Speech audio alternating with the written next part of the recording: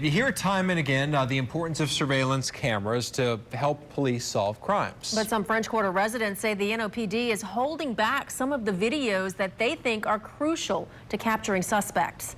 Meg Gatto takes a deeper look in this all-new Fox 8 investigation. Take a good look at this video. It's never been shown before on TV. You always want to think it can't happen to you, or it can't happen this close. This robbery took place June 11th in front of St. Mary's Church in the French Quarter. He ran up, see, and he grabbed him right there. David Lander's cameras rolled. The couple got to about Governor Nichols, and they realized he was coming at them, spun around and pulled his gun up, and he shot, and you could see the muzzle fire. And the guy just kind of did like this, and he missed him. Landers gave us the robbery footage. He says he also gave it to the NOPD 3 days after the crime. But the department never released it publicly. Instead, police sent the media 2 still images of the suspects. Certainly, there's nothing wrong with showing him with his arm around the guy's neck and the pistol at his side. The day before that crime, 2 tourists were robbed on Dumaine Street. This is the picture of the suspect released by police. But this is video of the holdup that we obtained.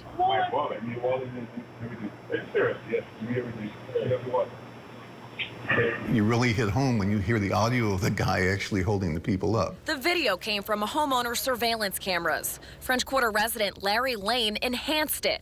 He's one of the co-founders of SafeCam NOLA and routinely helps the police department find and improve the quality of surveillance video. Lane says 2 days after the robbery, he provided this footage to the NOPD and at the same time sent it to us here at Fox 8. We immediately ran the video on TV. But the NOPD never released it. People are going to see his mannerisms, his clothing, his look, and the more information you can give people, the quicker NOPD is going to close in. The NOPD caught the suspect days later by using the surveillance footage to track down the getaway car.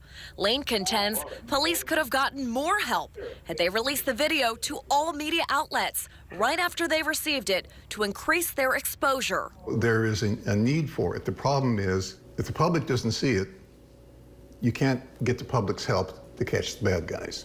Now take a look at this. This is video we obtained of a brutal beating of a 72-year-old last November. The NOPD only released this shot of the 2 suspects crossing a street. But our video also shows a distinctive characteristic of one suspect. You can see the one guy has a funny walk. Wouldn't you argue that sometimes seeing a person's mannerisms or the way they walk could help someone identify a suspect? Yeah, so you're right. We're always looking internally to see how we can get better, right? And I'm familiar with that case, and I know that at the point that they attack him, they're far away. You really can't see their faces. But you're right. If there was some sort of special gait or something like that in the way that that person moved, maybe that detective missed it. Maybe we all missed it. Nick Gernon is commander of the NOPD's 8th District. We look at what images are available, and then we figure out which of those images we think will give the public the best opportunity to identify the suspects, and then we release them based on that. Explaining why the department doesn't always release video in its possession, Gernon says police don't want to re-victimize victims by showing crimes on TV. But there are cases where the department has released graphic video, like the shooting of Tulane medical student Peter Gold in 2015 and the brutal beating of Boston tourists last year. Gernon admits there's no written policy for when the department releases video versus a suspect's picture. We often have internal conversations about what would be our best opportunity to identify individuals, and that's really how we make our decisions. The feedback I get is that there's a concern about the image of New Orleans, especially the French Quarter. But that bothers me greatly because the cops are not here to protect our image, they're here to protect us. Like Lane, Bob Sims says he too has heard from officers on the street about this concern from top brass.